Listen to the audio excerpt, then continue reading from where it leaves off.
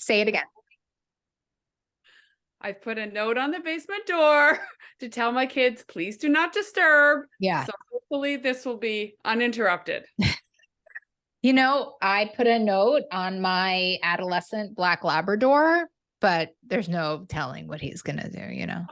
You never know. Listeners to the podcast are very familiar with Danny interrupting. Absolutely. To protect us. Hi. Hello. What do you want to talk about? Oh, this is so exciting. Thank you for the opportunity. Thank you for the opportunity. You know, I go in the Facebook group. I say, who wants to come talk? You're like, me. Yeah, absolutely. What do you want us to know? What are we talking about? Can I help? Are you just here to talk? What's the vibe? Well, I wanted to share my story and hopefully help others because I know lots of other people have helped me. That's beautiful. So I don't know if you remember, but I posted for 100 consecutive days. I do.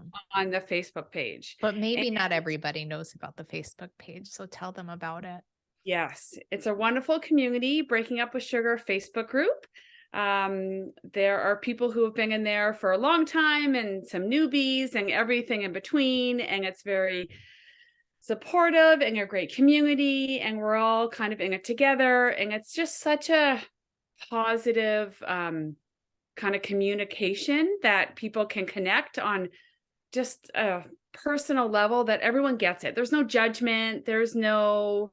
How did you find Breaking Up? So how did you find like that Facebook group? How did it occur to you that you wanted to be a part of that community? It's a pretty brave step. Yeah, absolutely. You know, I honestly can't remember it.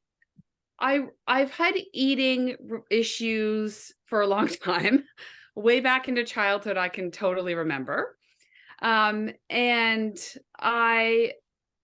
kind of, through lots of exploration and research and a whole bunch of things, it finally dawned on me that sugar was my issue, that I really had an addiction to sugar. How did that dawn on you? I mean, good question. I know for me, like, I mean, it was in plain, you know, it's like in plain sight for so long. It's like, how did it dawn on you? What happened?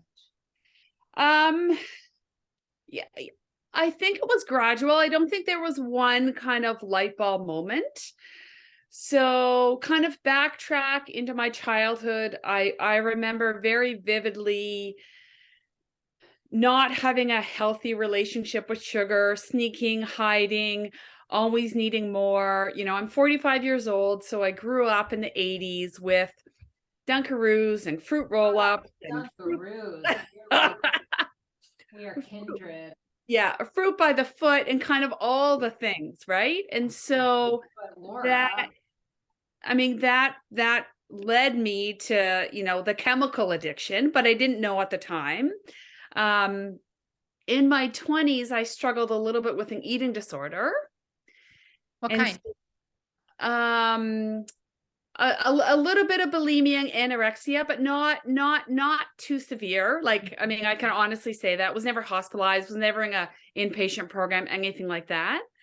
But that really started the binge restriction cycle. Mm. And so that kind of fueled then the sugar addiction, but again, didn't know it was a sugar addiction. Mm-hmm. Just thought this was normal and maybe a little bit abnormal, but that what was normal, that sort of binge, restrict, go ahead, you know, what was it like for you? Yeah, it was pretty exhausting. if I'm being very honest with you, it was very exhausting. And it was what was it like? That was it like you would go and get a bunch, like in college, we would like go to Wegmans, go to the candy aisle. I was like there longer than everybody. I would get more. We would go to the frozen. Like I was so obsessed with it. And again, like I didn't know that hardly until I like wrote Breaking Up with Sugar, honestly. Right. So what was it like for you? Of course it was exhausting, but what was it actually like when you were in it? Like, what did it look like for you? Yeah, good question. Pretty specific. So a lot of money spent in bulk food stores, mm-hmm. in the candy aisles, at convenience stores. You know, I'd probably skip breakfast and then I'd, you know, attempt to have a healthy lunch which Were you was, skipping breakfast to like restrict because you had yeah, binged the night before? yeah, probably. Yeah, exactly. Probably binged the night before. So skip breakfast, then, um, had, vegetables and chicken or something for lunch, and that was it, Mhm. thought that was good. And then by dinner time or afternoon time, I was so hungry, I would just, stop in and get one chocolate bar, but one chocolate bar led to king size bars and then Mhm. chips and then a whole bunch of things and then ice cream and the whole night. What was the incentive? Was it, did you want to be thin? Did you want, like, what was within that relationship with restricting and binging? What was the great desire in all of it? Yeah, I think it was to be thin. When I Mhm. left, I live in Canada. So when I left for university, I ended up losing weight the first year of university, which is not very common because a lot of people sometimes gain weight, right? Mhm. Freshman 15 or whatever they call it. And that was the first time I really started dating and in relationships. So I just put the correlation of losing weight with getting attention and then, being loved and being in a relationship. So obviously now I can see that's not the case, but Mhm. for me, I think that was the association. So I needed to keep my weight down. I needed to keep my weight down. So Right. the only way to keep my weight down was to, skip meals, eat healthy, quote unquote. And when you picked up the bulimia, like, do you remember, like, what was the prompting event of that, or? You know what? I really don't. It was a long time ago, and luckily it was short-lived. Mm. I think it was, yeah, it was short-lived. I think it was a matter of, oh my goodness, I can't believe I ate that much. How do Oh. I kind of get this out of me So it type? was like really what bulimia is, like compensatory. You were like, that Yeah. is too much food. But it really all related to food and I mean, to a weight and body image, it sounds like all Yeah, really fueled by that. yeah, Where did you absolutely. learn that? Where did you learn that we were only valuable if we were thin? Society. I mean, I really don't feel like there was pressure from home, that there was pressure in my community. I So mean, just by maybe, like breathing the air. I mean, listen, I think that's yeah, even more valid. Like, right. Like yeah, my grandparents are very clear on what you needed to look like to fit in. So I had a lot of messaging. I actually think it's fascinating when it's just breathing the air, right? yeah. Well, that's just it. I mean, that's my story. There wasn't anything. I didn't have any, childhood experience with someone calling me fat or anything like that Right. that put me off.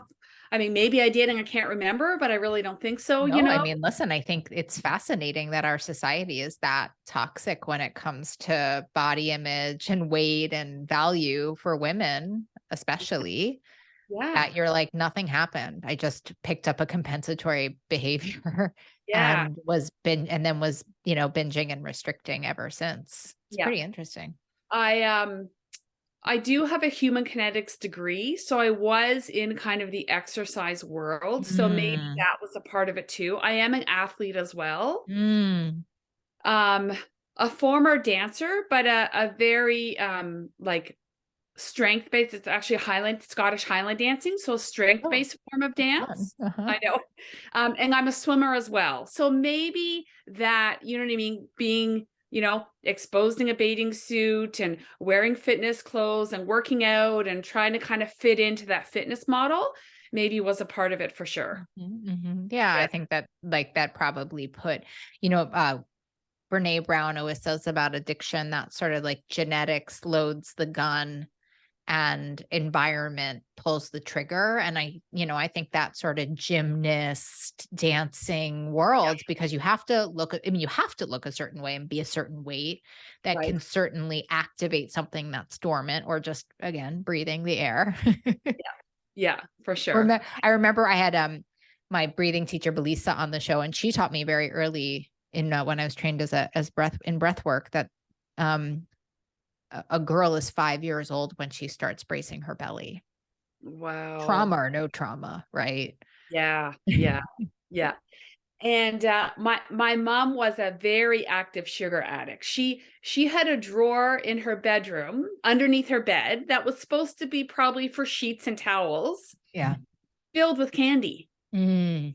And so I used to sneak in there and, you know, get some and steal some and then have to replace some. Oh, wow. Um, Well, how old see? Yeah. How old were you then? early teens. Well, Mm. no, maybe as young as 8. She also had a lot of medical issues and ended up being addicted to opioids. Oh, wow. So, I mean, that, you know, I mean, That's there's something. a lot of factors Yeah. that kind Well, of, you that's a lot of vulnerabilities to addiction. If we had the ACEs test in front of us, we'd be like, okay, yeah, it makes sense. She turned to sugar in that moment. Yeah. right. Yeah, That's good. You'll absolutely. do. That'll do. Yeah, that'll do. Yeah, yeah, absolutely. Yeah. Yeah, that's a lot to hold for a little kid. Yeah, yeah, it was. And, you know, like we didn't talk about it a lot as a family, you know, back then, like it was kind of like the elephant in the room that she had this addiction, but we all knew about it. And, you know, she didn't eat very well. So she kind of Mhm. lived off candy and Pepsi and all that stuff. So you can imagine kind of just, yeah, I probably used sugar to numb myself, not realizing that was a coping mechanism at the time. That's the oldest coping mechanism that exists, right? Because like right when we're born and they give us milk of some sort, we associate soothing and food and certainly sweet because the lactose, because milk is Right. sweet, whatever. So And it was available to me. That's the other right. thing too, Oh right? Like gosh. I grew up in that period where my cupboards were filled with all that stuff. So, you know, it wasn't like I didn't know it at the time, but I was fueling Mm. my addiction with all those things, right? But I think that's the big one available at the time. I mean, that's the whole Yes. thing, right?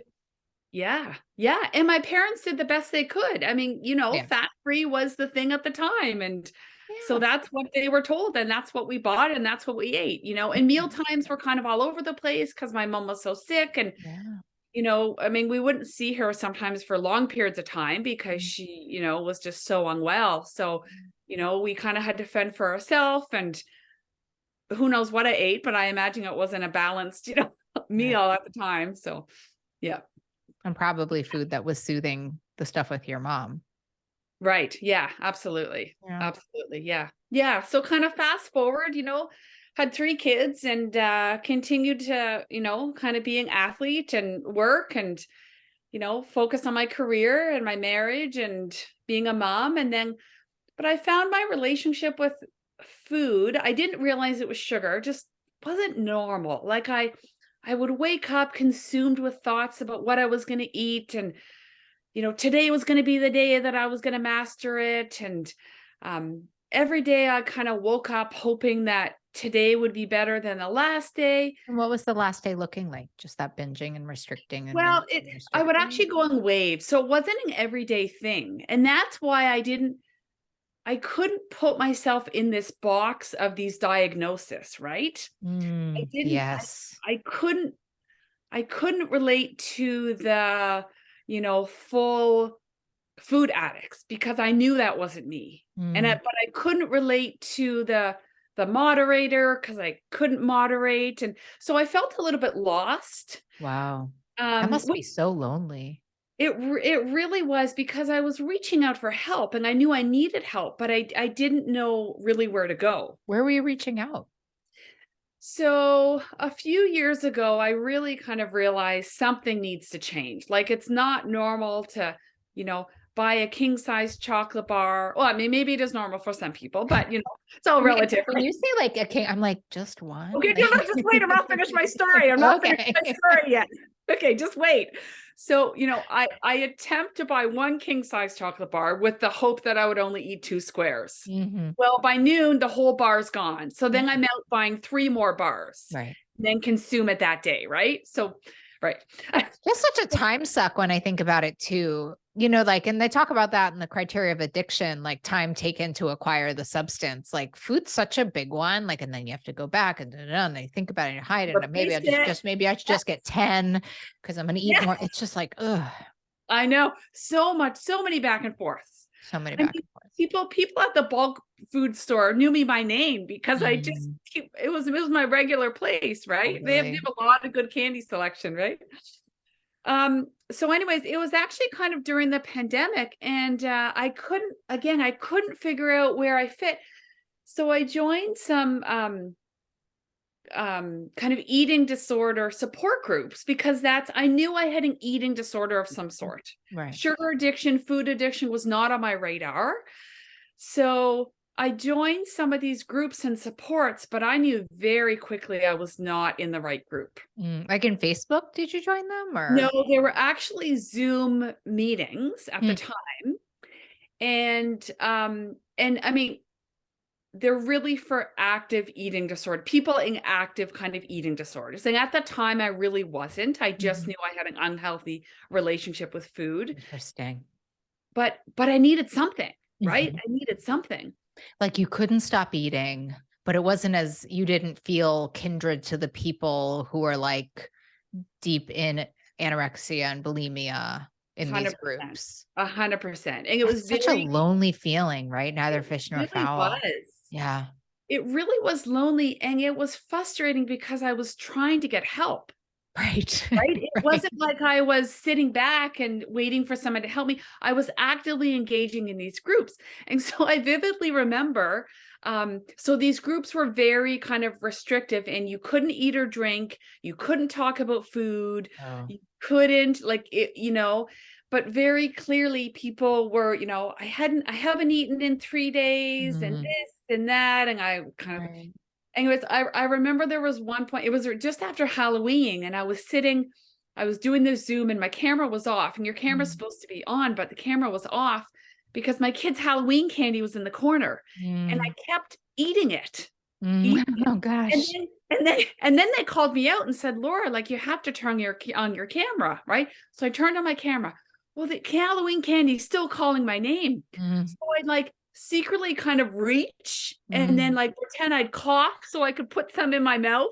Like, Yeah. what? Right. I mean, like, During your eating disorder group. That's a right. great Yes. story. I I really mean, relate to it. that is a red flag. And in that moment, I remember thinking, this isn't right. Like, I'm in an eating disorder support group hiding sugar and candy, yet I don't feel supported and heard.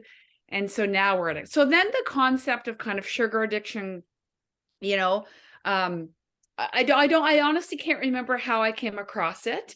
I actually kind of fell across another program, a 30-day kind of program, Mm, which kind of got the ball rolling for me. But again, it was so restrictive, and don't eat anything from a bag or box and this and mhm. that. And I was like, "Ugh, that's not going to work for me, you know? Why wouldn't can you explain to us why that wouldn't work for you? I mean, I know why it wouldn't work for me. I'm so curious why that wouldn't Yeah. work for you.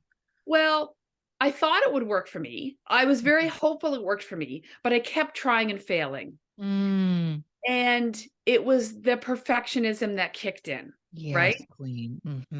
So they were saying there are only certain amounts of food you can eat, there's certain kinds of foods you can eat. And so it was Yeah. them telling you, and you were like, well, I'm so desperate, I'll try this. And then Yeah. you just found yourself coming up against breaking their rules over and over. Over and over again for Yeah. months. So it Oh. wasn't so much that they actually didn't tell me what to eat. It Mm, was just like no sugar, no flour, no processed food, like the obvious things, you shouldn't be eating anything from a bag or box because that's all processed and this and that. And I mean, I live a bit busy life. I've me got too. 3 active teenagers. And I love a potato chip every now and Yeah, well, that's just it. And so I would have one potato chip, and my quantities were actually quite small in having a few chips or something, but that mindset kicked in. Nope, you're not doing what you're supposed to. Mhm, See, you're failing. And so I mhm, continuously restarted my days, mm. restarted counting continuously for months. I had so many day ones. It hurts And my heart.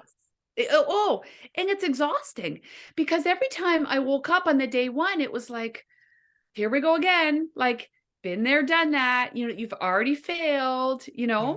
Yeah. Well, I mean, and by the way, like in psychology, there's a concept of learned helplessness, which is the more you fail, the less your kind of will to try again. And it, increases depression, increases stress. It actually it just reinforces all the negative stuff. I mean, Yeah. totally. And it's a big thing to have to overcome learned helplessness, which so many of us have to in this process. Yes. Yeah. I think I was also in a pretty big state of denial that I wasn't a sugar addict and I could moderate. Mm. So it always kind of hit me about 2 to 3 weeks in. I'd start feeling good because Mhm. that's naturally when the detox, for me Right. anyways, happens.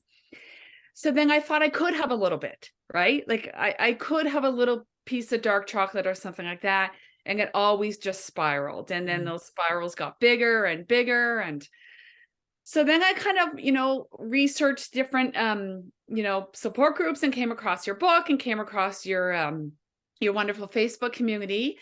And like I said at the beginning, it was just different. It was, everyone was kind of like, you do what works for you, but there's a common theme here: no sugar, no flour. It's hardly that common, honestly. I think if someone if someone in that group said, I eat sugar, but I eat wheat flour, the group would be like, yeah, if that works for you, go Yeah, ahead. Right. yeah, Like, that's what I absolutely. think the most amazing part of, well, I think there's two really amazing parts, that and people's just openness to coming back in. But yeah, that's really different than that 30-day group. People being like, yeah, Yes. welcome. You do you. What works Yeah, for you? absolutely. And that really fit what I needed, right? Because Mm, I couldn't fit into this, just get there through 30 days of, nothing processed and nothing from this and that. And I kept trying and failing. And, that was just so defeating. And the negative mhm, thoughts and the negative, um, just every day it was kind of self-doubt. I can't do this. I can't do this. Right. So what was in, joined some power circles, mhm, connected with some pretty key people in the group. I'm multiple power circles, great support, but I was still struggling, and I was still mhm, struggling because, and I'm still struggling, I'll be quite honest with you, mhm, because I still want and hope that I can moderate, mhm. even though history has proven itself. And I so I a few months ago, I kind of thought, you know what? I'm going to post every day. Mhm.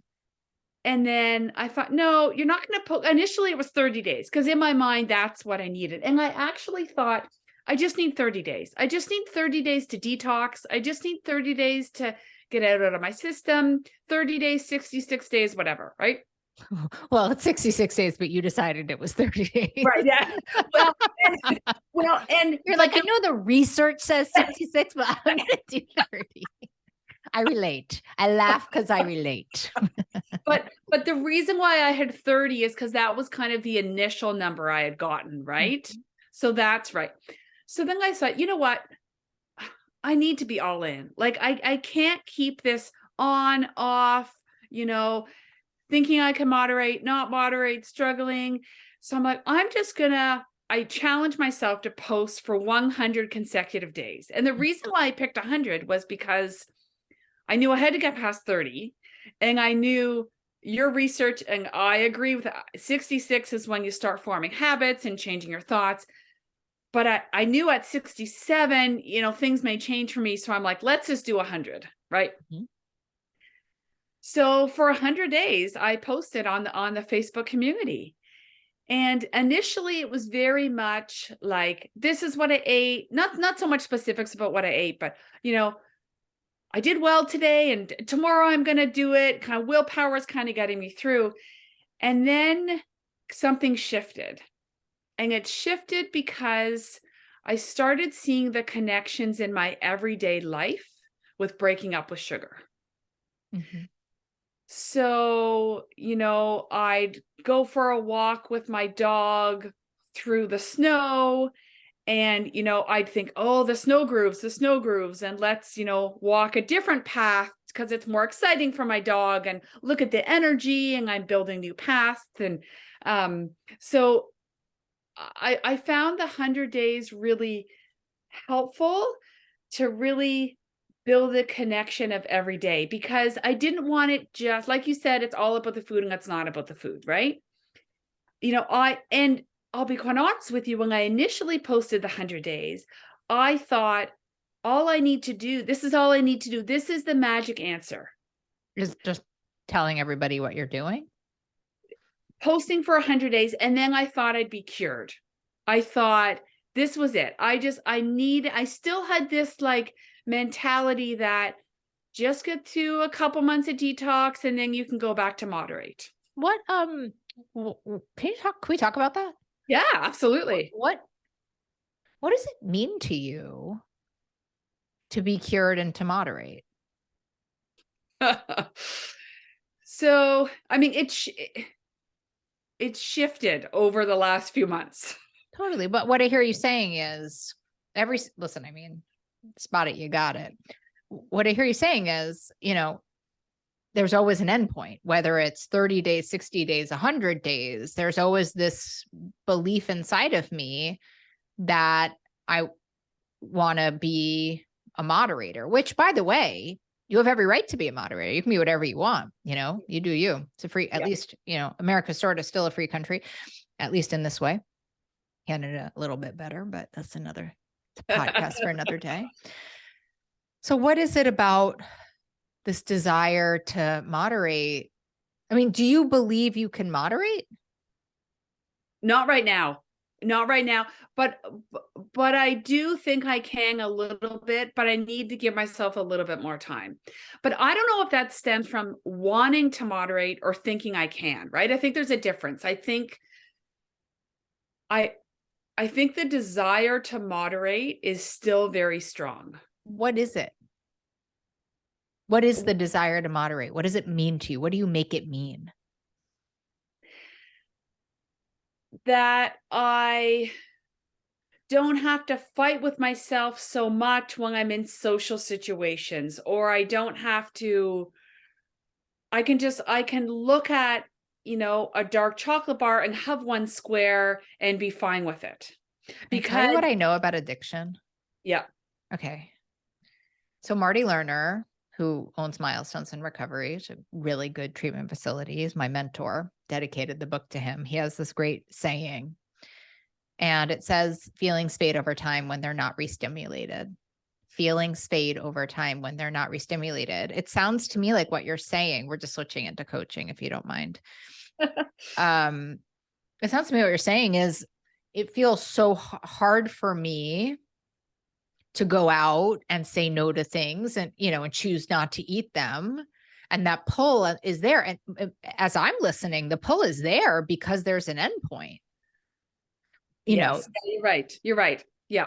And listen, like, who knows, Laura? Who knows? I know. I mean, the more I know, the less I understand. Who knows anything? But what I do know, the little I do know about addictions after 20 years of treating it, is that when there's a little teeny termite hole in your self-protection, addiction will eat it away. Right. So I think there's a sense in your psyche that you're going to get to go back to sugar. And so there's all of these wonderful ideas going on, like 100 days. And then I will get, and I wonder what it might be like to really be all in. Because this is sort of fake all in. It's wonderful. And to be honest, I bet you there's a lot of people in the same boat being like, oh, is that what it is? Because it's actually very conditionally all in. It's very diety, actually, right? Yeah. Even though you couldn't, a lot of people wouldn't publish my book because it was 66 days, right? Thank you, Random House. They were like, that's a long time. I'm like, oh my God, that's literally the first day that you have automacy. I really wish it would be longer. Yeah. But it sounds to me like the more endpoint you put on this, the more heightened your sense of urgency to get normal, that's what happens. And then you get back into that cycle of trying to moderate again. And I just wonder what it might be like if you were really all in, which is just to say today, no more counting, which would say, today I'm not going to eat sugar because that's what works for me. It sounds like that's true. Yeah. And I'm not going to get into any conversations with myself, with my anxiety, because that's in the future. Yeah. About what I'm going to do tomorrow. I wonder, I actually think you would have such a freedom. You have to retrain your brain. This is such a beautiful con. I'm very rarely impressed by addiction at this point, but I'm actually very impressed by yours. Yeah. Because it's actually saying well, I'm posting and I'm doing all these things, but really there's this little kingpin inside of there saying, I'm getting what I want later. Don't worry. Don't worry, Oh, everyone. 100%. But that's also what I thought would happen. Like I wanted it, but I truly believe that's all it took. Tell me Right? more. Tell me more. So like I really thought, okay, 100 days. This is all you need to do. Post for 100 days. And those 100 days were not perfect. And I gave myself grace. And that wasn't the issue. It wasn't that, oh, you slipped up, you need to start again. It was like, and so the ironic thing is I didn't really time the 100 days. I just kind of posted one day and said next 100 days. My 100th day ended up being on my family just came back from a long road trip. So we drove, we live in Canada, drove 24 hours to Florida, spent 2 weeks there. And so my 100th day ended on the first day of my vacation. Mm. And so, the last couple of weeks, I've struggled a little bit on and off. And the reality is that I've figured out is I'm not doing the work. What's right? the work? Well, And I don't like calling it work, but okay. that feels very punitive to me. But tell me what you think about that. Well, in the posting of 100 days and, connecting, like I put my addiction, my disease kind of in the forefront during that time. Mm-hmm. And the last couple of weeks, I've just kind of let it slip. And so I'm struggling because I let it slip, but I'm not shaming myself. Well, good. But I think it's really about healing. So yeah, I'm so, as out there as I am, I'm so curious about this large scale accountability. It would actually freak me out to do that for 100 days. I don't know that I would even be able to do it. I'd have to go to more therapy or something. But I'm curious about, because what you're saying is that at the root of all of this is perfectionism, which is a function of fear, right? Yeah. And I'm curious about when you say I'm not doing the work, that just is it's infected with perfectionism, right? Because inherently it's like, I'm not working hard enough. And I don't know that we have to work harder. I think we have to work smarter and more lovingly personally. Yeah. And because I think a lot of it is about prioritizing self and, loving ourselves enough to be consistent and loving ourselves enough to make kind of mindful, hard choices in the moment, right? Reparent ourselves and all the stuff that sounds like you also struggle with. So when you say I'm not doing the work, what does that mean to you? I think I let my addict brain take over. Mm-hmm. Like I can identify that it's my addict brain. Months ago, I couldn't, right? I mean, luckily I've far enough in this journey that I can now identify my wise mind and my addict mind. Mm-hmm. But when I say I'm not doing the work, it's when my addict mind kicks in, I just give in. Like I don't even, not always, but sometimes I don't even make an effort to challenge it. Why not? What happens?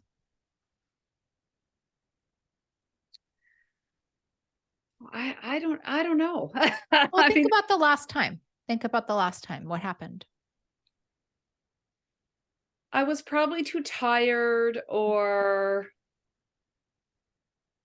maybe, previous challenges to the addict mind wasn't successful. So again, going back to learned helplessness, it was kind of like, you've been there, you've done that, it didn't work, but I felt like in my 100 days, I needed to put my wise mind in the forefront. I needed to put kind of my addiction and my disease as a primary kind of disease, right? And I'm curious because you don't really need to. It was just you against you. Like, why was 101 different than 100? I actually don't believe that. Like, it wasn't like the Facebook group had been like, Laura, you're out of here if you didn't post it. Like, I don't know that everybody. So what's the difference between 101 and 100? Yeah, I think it's my own personal challenge of like, right. But that's perfectionism. That's what I want you to say. Yeah. Oh, I see it. I think there's a lot of this. I think in social media has really done this where a lot of people are very comfortable putting there's stuff out there. And there's a part where, in my experience with disordered eating, it's really at its root, a nurturing and a nourishment of self. Right. And this demand of 100 days doesn't feel nourishing to me. Yeah. It feels showy. I mean, and it feels like the old school, like accountability partner, you know, like the stuff that really makes me want to go and eat. Yeah. Yeah. And I just wonder if there's something softer that we're missing here. Yeah. I always think that, though, you know. Yeah, no, it's a good point. one-trick And pony. my 100 days really was my own personal challenge. It wasn't a showy. I get it. I get Yeah. it. I want you to try to hear me too, which Yeah. Oh, I do. I don't love the word challenge and healing in the same sentence. Yeah. I don't know that you need to be challenging yourself anymore. I think you need to be working on healing. And that's Yeah. told Yeah. you. Yeah. Yeah, no, and I am working on trying to change my mindset and the words I use. And, you know, you're right. If it were me, though, I would say more love, less challenge. Yes. And I think the word challenge becomes from, I'm an athlete, I right? get it. I just don't think this athletic metaphor is working for you. It's not. It's not. It's not. But I think that's where it's coming from, right? Of course it is. It's inbred, but I think the piece of the athletic metaphor is games come to an end. Yes. Dances come to an end. All these, and you're not dealing with something. Listen, I was trained by a man who was a sports psychologist. All I was trained in were athletic metaphors. But when we're talking about relationship, there's no end. Yeah. And that's the big challenge for you. And that's why more of a Buddhist idea of today, in this moment, right now, where my feet are, I commit to not eating sugar and really not getting into much more. Yes. Because the rest brings up that this competition and recovery don't really live in the same atmosphere. Yeah, no, it's true. And I convinced myself that it was a challenge and there is an endpoint. And but I agree with you 100%. It's not. And the reality is it hasn't worked for me, right? Like that mindset of having an endpoint, doing this challenge, it's just an illusion. There's nothing there. I agree. I'm wondering, sorry, the gardeners are here now. If there wasn't your kids, we're going to reward your kids, not for me over here. Just dogs barking and gardeners gardening. That's all good. But I think there's a piece where there is a huge reframe that you deserve, which is this isn't a manageable athletic challenge. This is your life. Yeah. It's like, that's what I want you to see here. How do you want that to feel is the question. Like, how do you want this relationship with food to feel? Yeah. Yeah. Like the freedom, less fighting, less mental space, all the things. Yeah. I think all of that is done in a very different way. Yeah. Which is in just one meal at a time. Yep. Yeah. And just focus on. Well, hold on 1 second. I need to wait for these gardeners. We're just gonna have to fucking edit this out. I don't know what to say. Yeah. I have to wait it out. It's just I'm gonna scream at the top of my lungs. It's not gonna be very becoming. I can't hear anything from my end. Really? No, I can't hear a thing. That's fascinating. Oh my God. I wish you would have told me that. I would have managed my emotions so differently. Yeah. I can't hear anything, so I just need to wait it out. Just one more minute. No problem. Yeah. Yeah, no, it's a very interesting concept about, Wait, don't talk. Just 1 minute. Okay. I just need to get this away. I literally can't. I can't hear you. I don't have my earphones. Just 1 second.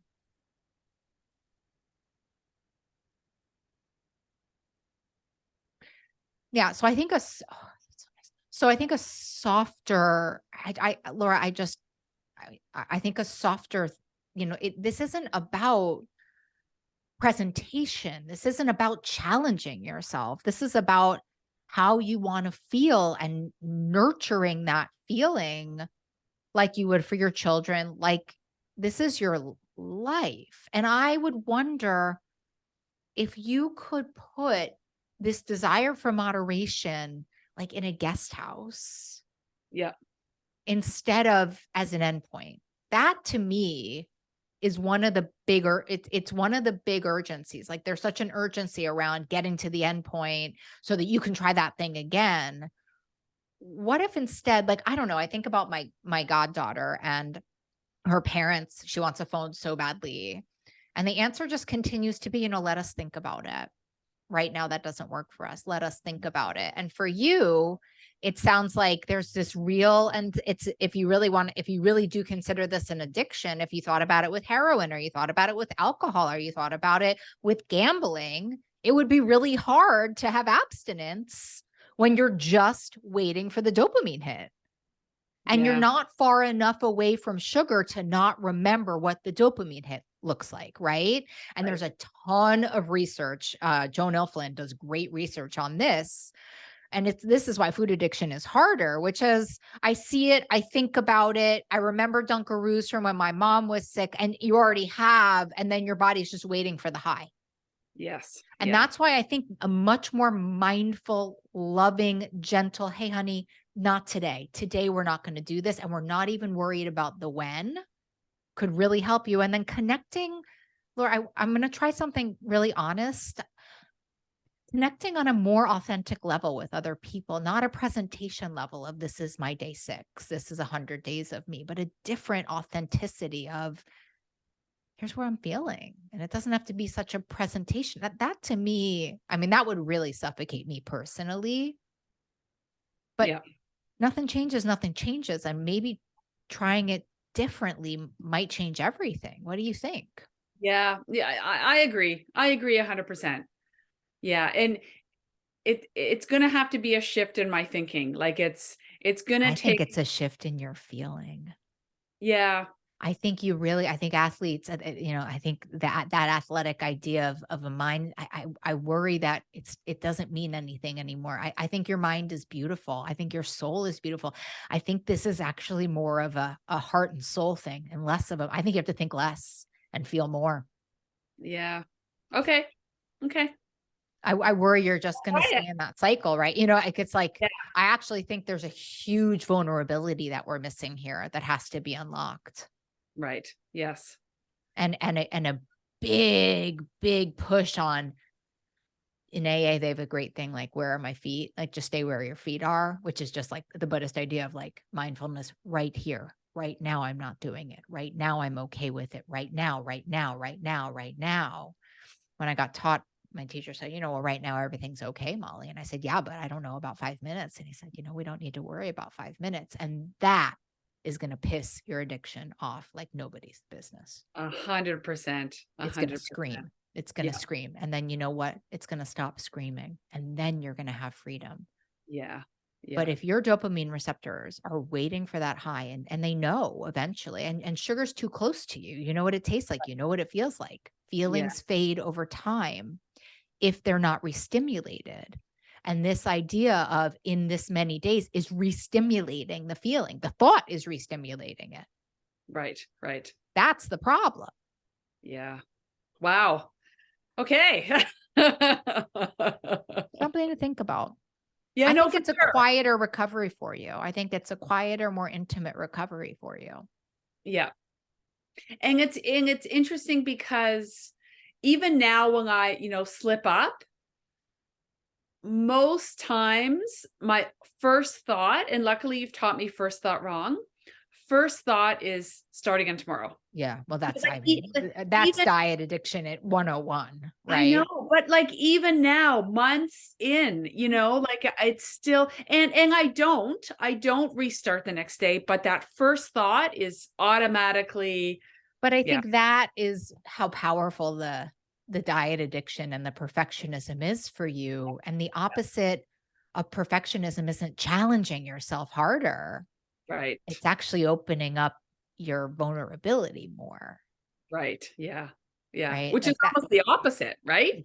Yeah, I mean, it Yeah. actually opposite action to perfectionism and to Yeah. shame is true, authentic vulnerability and lots of, reception of that. And I think with yourself, even more than with others, it's like, I think this is a quieter process for you with maybe some deeper support. Yeah. We're not meant to do this alone. Yeah. No, for sure. Yeah. Yeah. That's very helpful. Thank you. Well, she can't keep her mouth shut over here. Yeah. I love you. I can't wait to watch. Can't wait to watch more of this with you.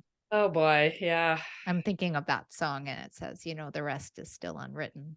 Yeah. Yeah. You want to Yeah. try And different, try softer, not harder. You don't need to try yes. harder. You know how to try harder. You're an athlete. We don't need Yeah. that part. No, no. And it's so interesting because I just put this correlation together of I'm an athlete and I got to plow through and I got to Yeah.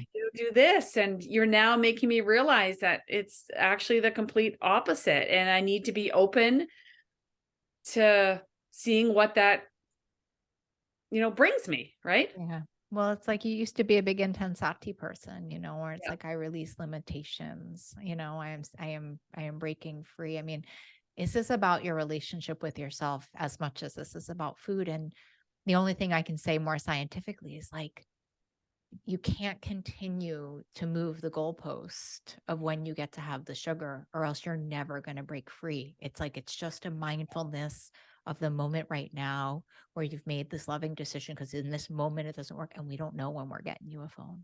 Yeah. We don't know. Right. Right. We Yeah. love you. We don't know. Yeah. I don't know. Yep. I don't know. And by the way, I haven't had sugar for 13 years and I don't know. Yeah. If I had Yeah. a goalpost, I would never be, if I had any idea, like after this many days, I mean, I would never have been, I'll never be free of this thing. Right. And that's why I'm not free, because yeah. it's an ever-ending goalpost, like you said. Oh, yeah. And Ever by the change. way, that's how they keep people in the casinos, baby. Yeah, it's It's called true. intermittent reinforcement. That's how they keep you in the casinos. It's true. So, Well, so sneaky, isn't it? I'm so glad we so- got to the bottom of things. I love you. yeah, thank you. This has been so helpful for me. I love you so much. Come back. Well, maybe we'll have you back on again, see how you're doing in a few months. I love Yeah, those. absolutely. I love those Absolutely. follow-up episodes. Yeah, All right. it's so helpful, right? I learned so much from other people. So, I but you're learn so much from other people. I feel so grateful to know you. yes, Thanks for yes. coming on Well, the show, Mama. I appreciate it. Thank you so much for your time and everything you do. Ugh, love you.